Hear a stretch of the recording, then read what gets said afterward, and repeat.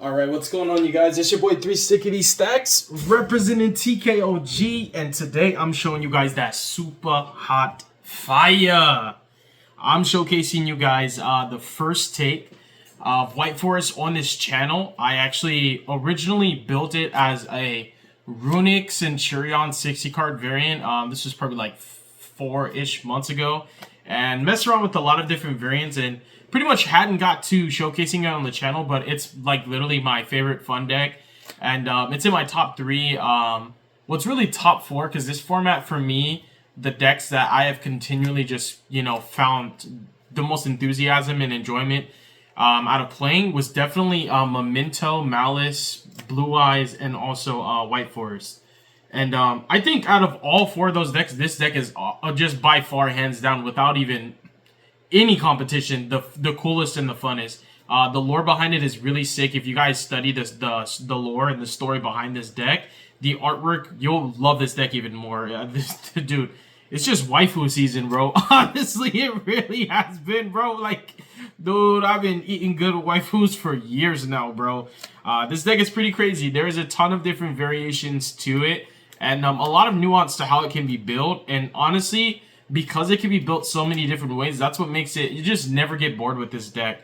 Like, it's definitely the funnest deck of the format, even if it's not the best. You're gonna see my build is actually beat to build, my deck is actually built to beat cards like Fuwalos and Droll. I feel like the deck just plays extremely well through all the other low impact.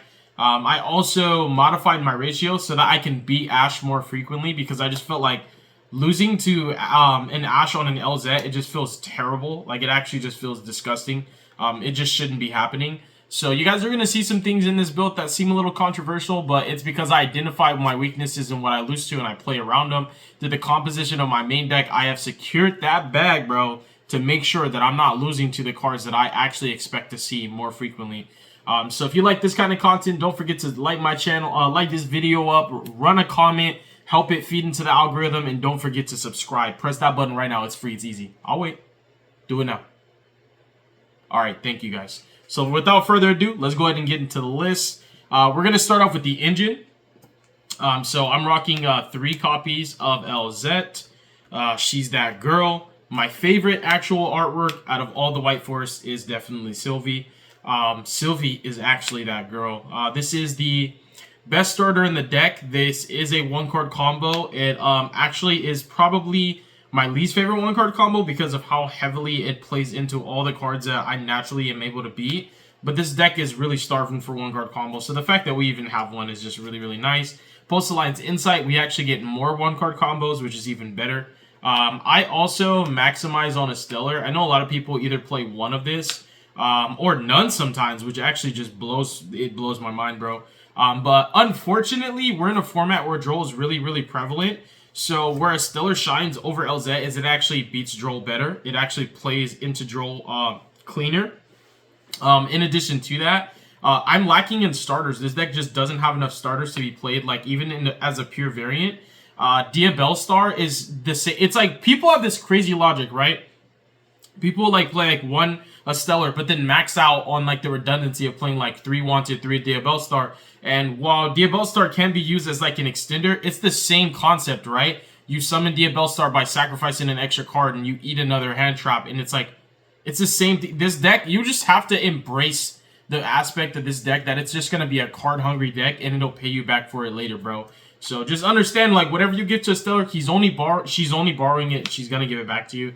This is by far the best combo in the deck. I actually need to see starters. If I could get away with playing less a Stellar, I would. But a hand with a Stellar versus a hand with no starter, to me, is still a better hand. I also play 3 copies of LZ. This is the card that beats Droll. That's the worst hand trap against this deck. Even Fua, this deck has a better time playing into Fua. LZ specifically checks her Droll.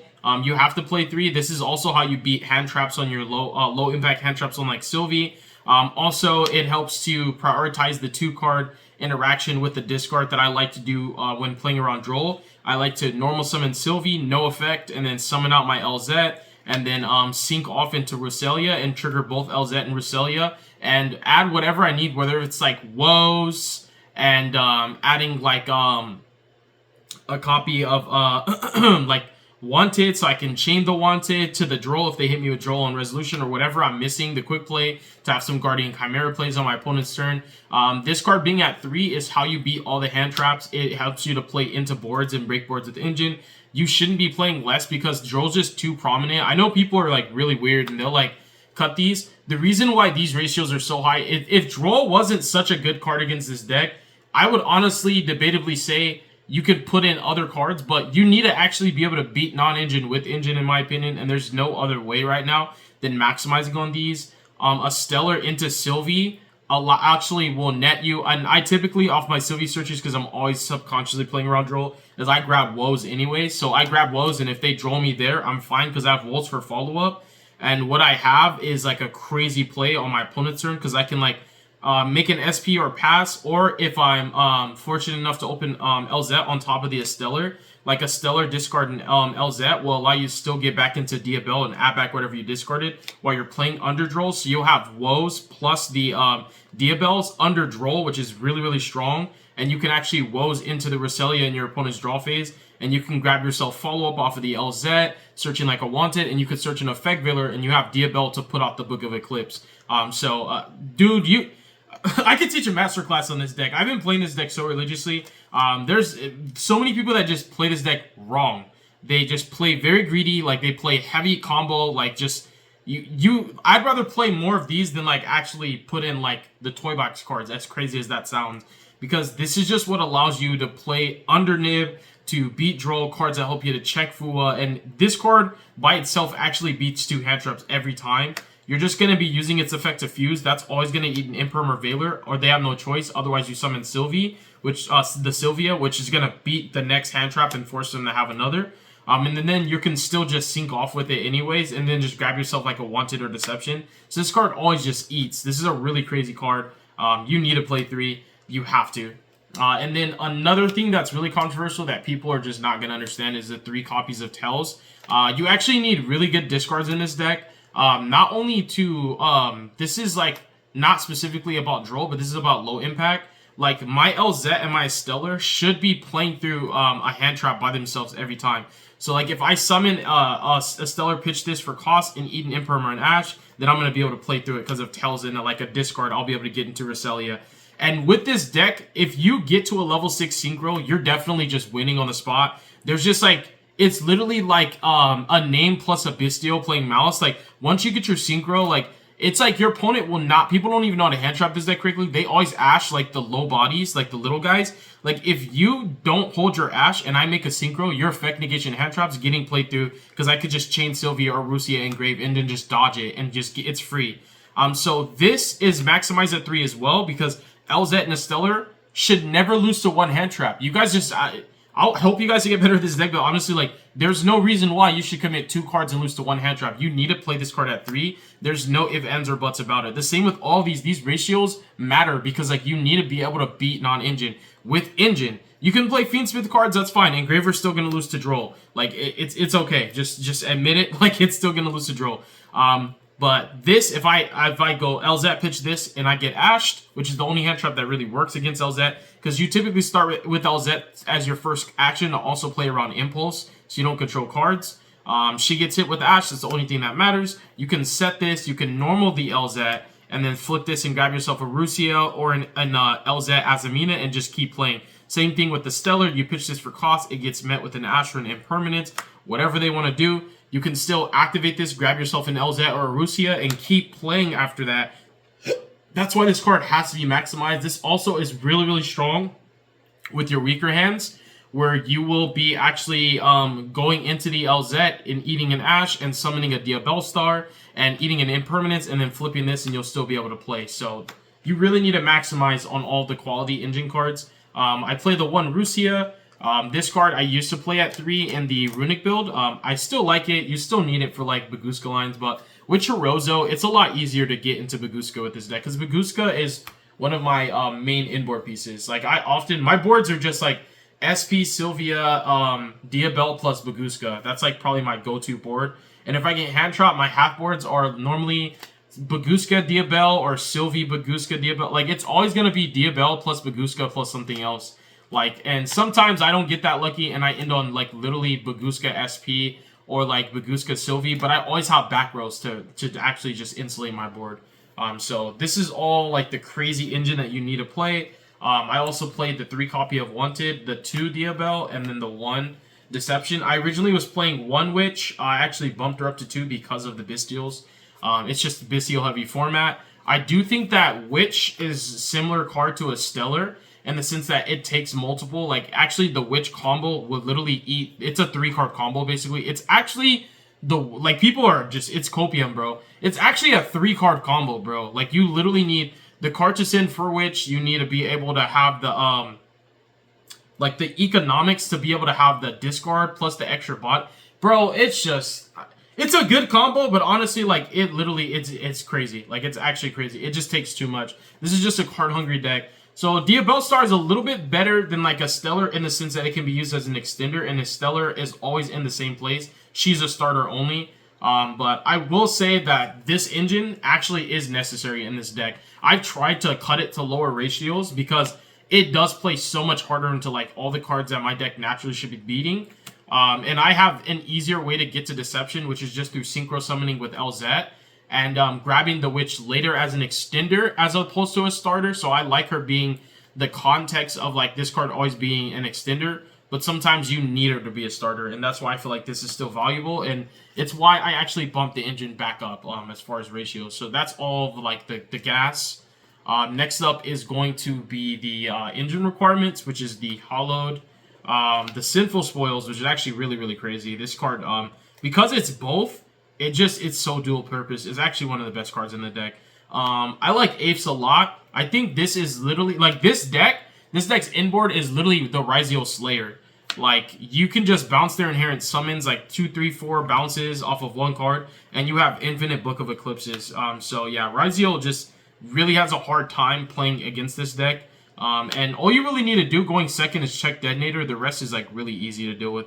And I also play Awakening. Awakening is here actually for my... I actually think the Azumina cards are high-key a carry, bro. Like, when I get Fuad, I know that I still need to end on a really good board. So typically, I give 2 draws off the Azumina cards. Like, if I ended up starting with Azumina first, most people will Fuad you on the Hollowed. And I still like to just not Sylvie Pass because I just don't think Sylvie Pass is enough for any deck. So I like to actually go for Rusilago. Like, this, if it wasn't for Fua, I wouldn't be playing this. If it wasn't for Droll, this deck would just look different if the format was different. But I, again, identify what I lose to and I play around it. And I like that I'm able to do it with Engine. This deck has a really strong toolbox. Like, honestly, with all the White Forest spells and traps that are out, it just is built to be able to adapt to every format. So you pretty much just use Rusilago to search this, and then you can bounce it with Azumina if you don't have, like, an Elzette engrave. And then you activate this, send the Sinful Spells Awakening, summon out Sylvia, and then you use this card's effect to set itself, and now you have a triple compulsory evacuation plus an Omni Negate, and you do that under Fua so that you can, because you have to give them, like, 2 draws to end on a good board. And that's my method that I like to use to give them 2 draws. It's better than, like, trying to Synchro Climb because you'll give them, like, 3, 4 draws. So this card is really good when you're under Fua. I like it a lot. And it also kind of functions like a Battle Fader because it will make them, like, try and crash into the Sylvia, which gives you follow-up to try and turn this card off. And follow-up's all you need to just win the game. So I like this package a lot. I like my deck. I love my ratios. I really know what I'm doing with this deck. For the non-engine, we have 3 copies of Hualos. This is just a resource-hungry deck. I originally wanted to play 3 Fua and 3 Purulia. I still am waiting for the format to kind of mature a little bit more to feel safe with that. So instead, I actually opted for the Drolls. I just wanted the turn skips. The Impermanences and the Blackouts are really just here to check whether it's the White Binder or if it's the Detonator. Whether it's Grunic's Eternity and the Fire King matchup, you name it. Blackouts is just a crazy card in this deck. I actually advocate for, no matter whether you're on board breakers, runic cards, or hand traps, that Blackout Laugh should be a 3 of in your deck because it's, again, this deck really deserves to be able to break boards with Engine with the amount of resources, how intensively resource hungry this deck is. You should be building your deck in that synergistic manner where, like, your cards are multifunctional and, like, multifaceted, where this card can be the cost and also a board breaker at the same time. So you like these. you like cards like Thrust in this deck, they're really, really strong. I also am playing one Veiler.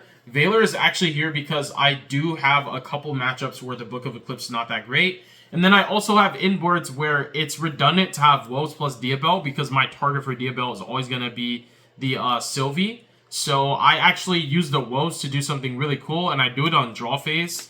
I go Woes and I chain one of my names like Rusia or Sylvie Engrave, summon Azamina LZ, sync off into Rusiella, and then I use her effect to pitch, and I grab a Wanted off of the Azamina LZ, and I grab Veiler off Rusiella. So I have follow-up plus a hand trap, and I normally trigger the other LZ Engrave. So like I have Baby LZ, Wanted, Veiler, all off of just resolving the Woes, and I still have my Book of Eclipse off Diabell. So it's like a nice way to like search for follow-up and a hand trap on your opponent's turn. That's like why I value playing the Veiler. I don't think it's the strongest hand trap this format, but the fact that your engine can search it off of a trap when you're under Fua as well, this is also my backup plan if I get Fua'd or Drolled. That's why every time I resolve Sylvie, I always add Woes. Every time. I just add Woes, and if I get Drolled, I have the Woes. And this interaction is always available to me. And that's just bare bones on top of everything else that you already had in hand. And then, obviously, these cards. Yeah, there's not much to say about this. These are all necessary evils. You just have to. The beauty with every spell and trap in this deck is obviously Diabell. So now for the extra deck. We have Saint. I actually go crazy on the Azamina cards. I've tested like Lina, the Light Charmer. I feel like I might put her back in because she has been coming up. I feel like Reziel did not decline as much as I wanted to. So I think I'm still going to advocate for a slot for Lina because she has been coming up. But we have Saint. We have Malregina. We have Rusialago. We have Sylvia. These cards' secret effects are actually just disgusting. I kid you not, dude. Like, the double damage off of this, if you guys didn't know how these cards interact, Saint Azamina is just like, what's it called? Freaking, what's the Yubel spell? I played the thing, man. Nightmare Pain. So, like, it doesn't count as effect damage. It actually counts as battle damage. So, basically, her effect makes your opponent take the battle damage you were supposed to take. So, it's not effect damage. That's why Tinpike cards still were able to mitigate, like, Nightmare Pain if you had, like, Hydra. It still matters, but the reason why that's relevant is because Sylvia makes the battle damage that all your other Azaminas do become doubled. So if you have like Saint and you just swing into like a Blue Eyes or something like with 4K, you could just one-shot people by just going Saint into Sylvia, and like you can OTK through established boards without actually having to break the board. So I really like this card a lot, and it's also like a floodgate as well. This card is actually really strong. And this is also really good because you can go Saint into Malregina and Malregina into an LZ, and you bring the LZ back that you actually that you synchroed off with, and you can use her effect to still fuse, and you still end off on your Sylvie anyways. And it's just crazy because now you have like Floodgate, right? You have Pop 2, Omni Negate. It's really strong, and it's easy to come by. It actually consistently happens all the time because oftentimes I'm sometimes forced to only use LZ Azamina as the synchro material because I'm climbing into the Diabell and I don't have the extra resources to make the Sylvie yet. And Rusialago is just, this card is broken. It's actually high-key just gas, Floodgate. These cards' secret effects come up all the time. People don't know when they die. They actually just give you follow-up. This card is actually really, really, really good. I want to test Azamina Debtors because Azamina Debtors is also really strong into Droll and also Fualos, so that you can just like have a tempo swing of making this on your opponent's turn to send one of their cards, and then the crackback that you get off Debtors to be a Monster Reborn, and then this on every standby to just add back one of your Azamina or Sinful Spell cards is just really, really strong. I think this card is actually really good, and it could be really good in like the grind game and mid-range, like kind of like back and forth tilting, kind of like that past that turn 3. I think this card really shines a lot more. But this card is a flex, and it probably is just going to be Lina, the Light Charmer again. I'm not sure if this or Malregina, because I feel like they both come up. I like this specifically more into the hand trap interactions. This does feel like win more, so I might actually cut this for the Lina. But I know one of them are getting cut for Lina no matter what. Lina has to come back. Chorozo, Sylvie, and just, dude, like the Diabell combos become a lot better with this. And this is how you can get access to like your big sixes without having to actually get like Sylvie or Rusia on the field.